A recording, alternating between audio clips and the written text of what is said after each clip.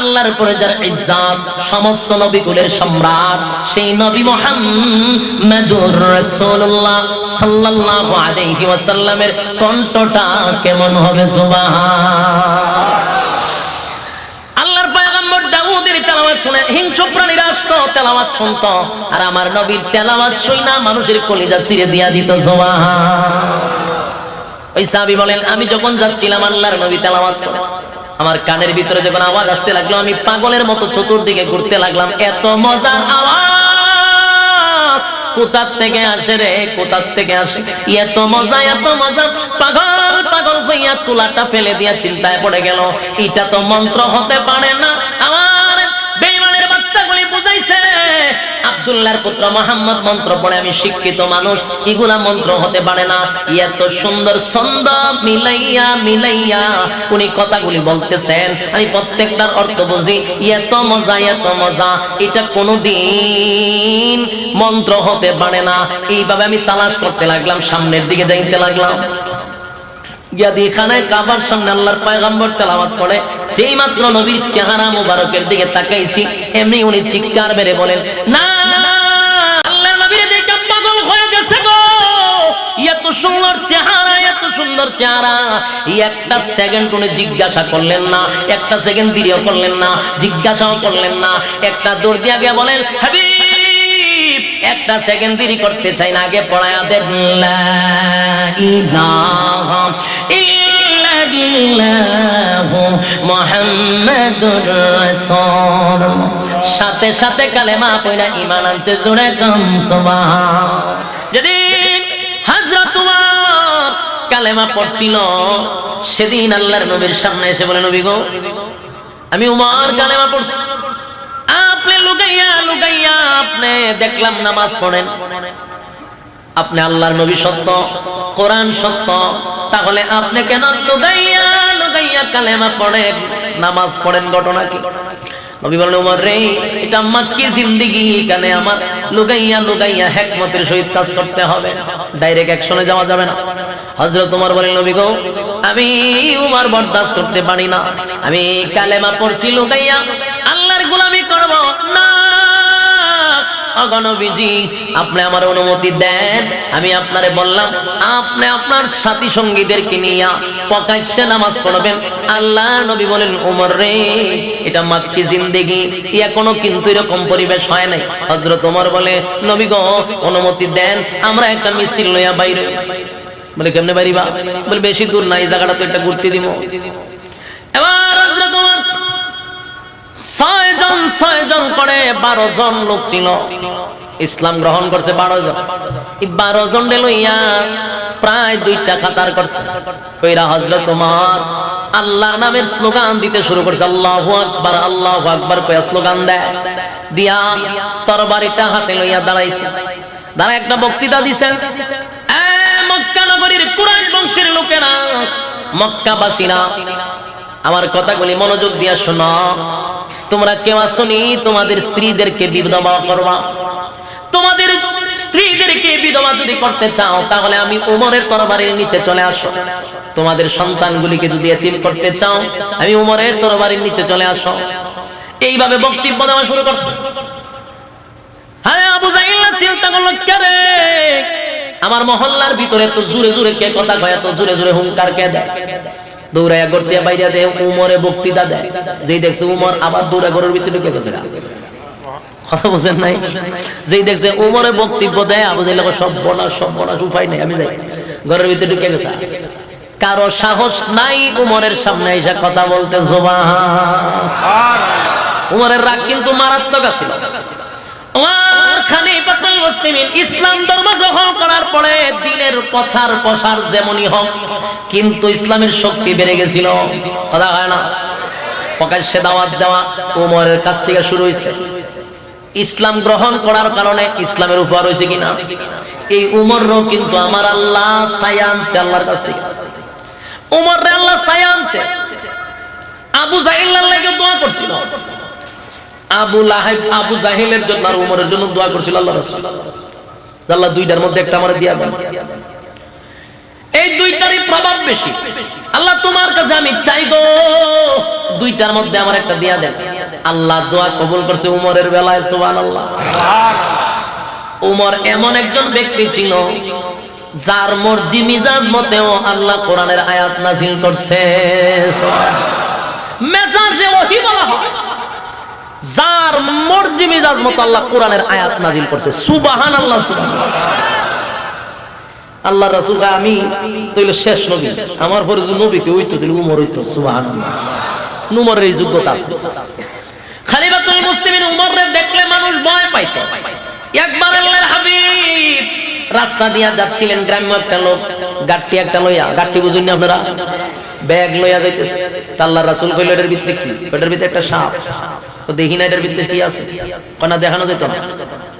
তো ভাই একটু দেখি দেখি, কোনা দেখানো যেত না, দেখাওই না। রাসূল যতই কয় আরো চিন্তা থাকে। তো আল্লাহর রাসূল দেখে দেয় না, পরে হঠাৎ করে রাসূল দেখে কাঁপতাছে, আবার নিচু চাইয়া দেয় প্রস্রাব করে লঙ্গি সঙ্গি বাসায় দিচ্ছে। রাসূল সব বরস কি আমি তোর কিছু কইলাম মনে হয় লঙ্গি টুঙ্গি বাসায় নিল, কাঁপতাছে তরতর করে, চোখ দুইটা বাই করে দিচ্ছে। ঘটনা কি? রাসূল ফিজা চাইয়া দেয় উমর কারণ হয়েছে, সুবহানাল্লাহ। বাড়ি কি হবে? উমর যে পিছেটা খারিয়া যখন দেখতাছে যে রাসূল কইতাছে হে ব্যাগ খুলে না, উমর খালি চোখটি একটা বাইরে লাল করছে, খালি হে জায়গা তরতর করে কাঁপে আর মুতে।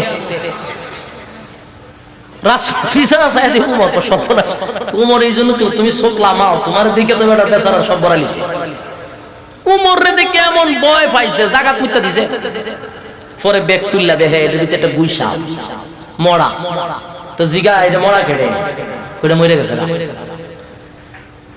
তো হে বলতেছে যে আপনি কি আল্লাহর রাসূল? বলা হয় আপনি যদি আল্লাহর রাসূল হন তাহলে আমার গুই সাপ যদি আপনাকে আল্লাহর রাসূল হিসাবে স্বীকার করে তাহলে আমিও কালেমা পড়ব।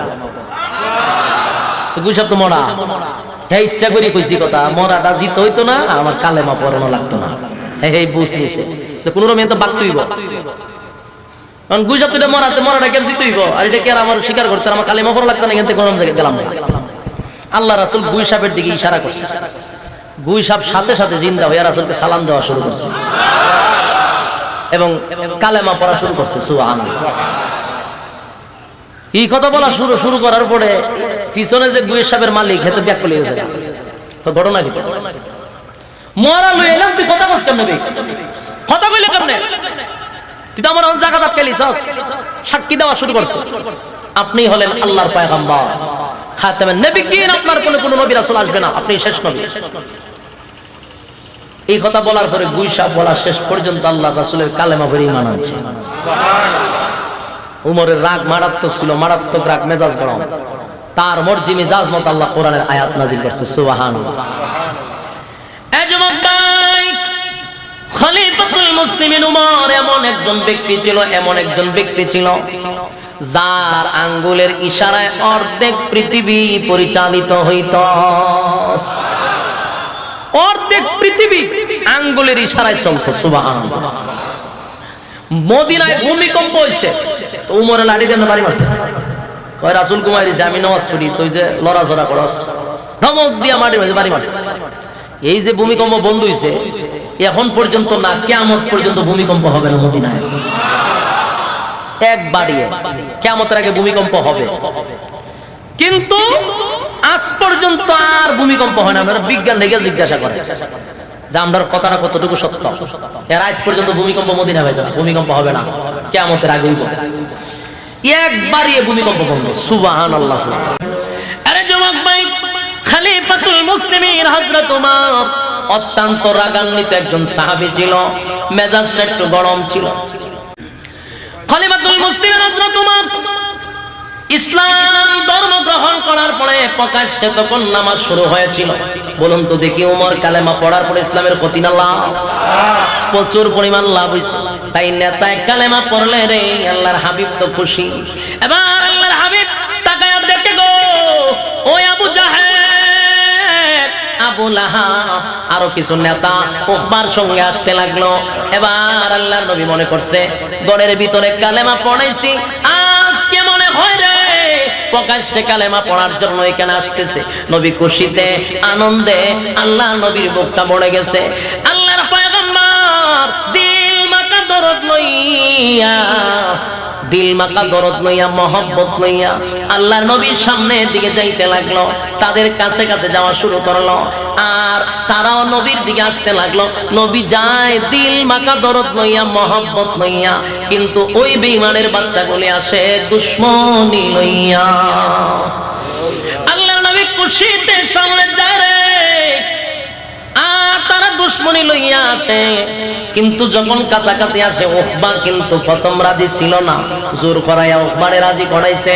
উকবা যখন আমার নবীর চেহারা মুবারকের দিকে তাকাইছে, আল্লাহর নবীর নুরানি চেহারা দেখা উকবার ভিতরে একটা মুসুর মারছে সুবহান।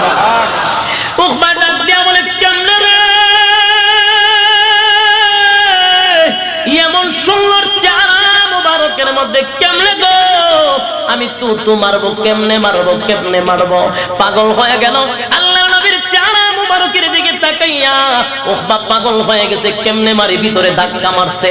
এর যুবক ভাই, আল্লাহর নবীর চেহারা তো সাধারণ না, নবী আমার চেহারার দিকে তাকাইলেও অনেকের কিদা নিবারণ হইতো।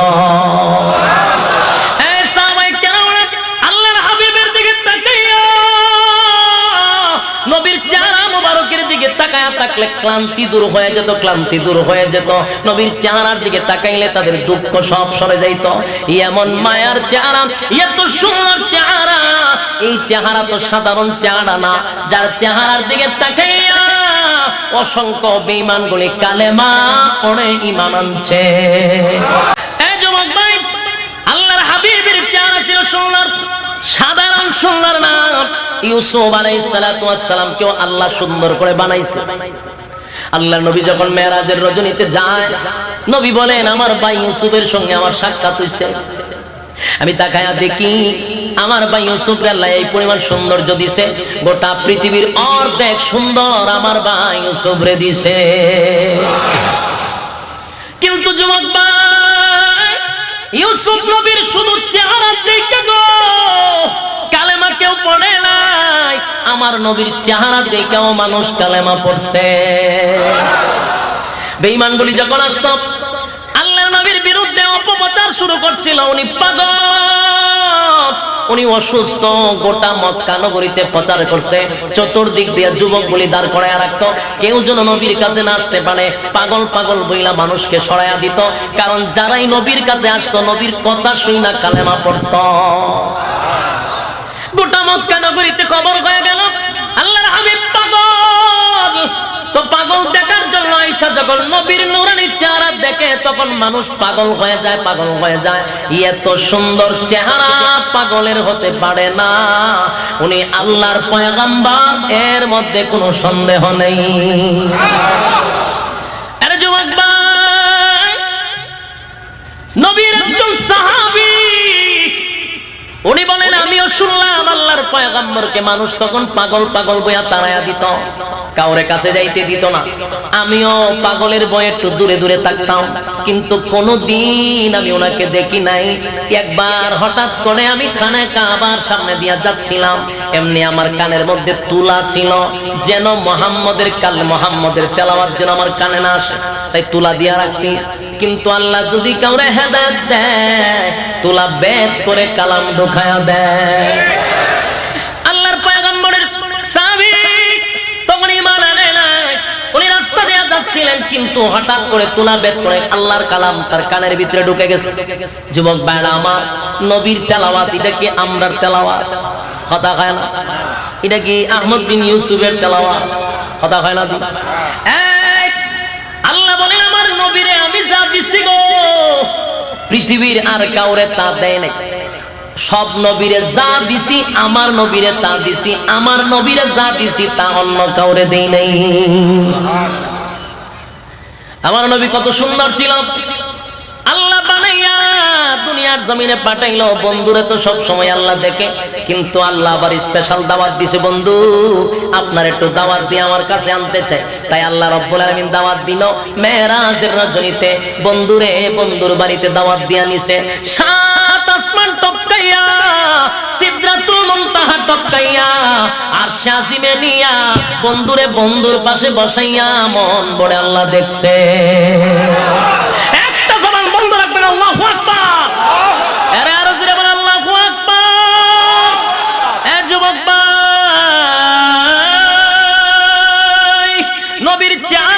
সুন্দর কেমনে বোঝায় বোঝানোর কোনো সিস্টেম নাই। আল্লাহ বলেন আমার বন্ধুরে আমি বন্ধুর কাছে বসাইয়া বন্ধুরে আমি আল্লাহ মন ভরে দেখছি সুবহান।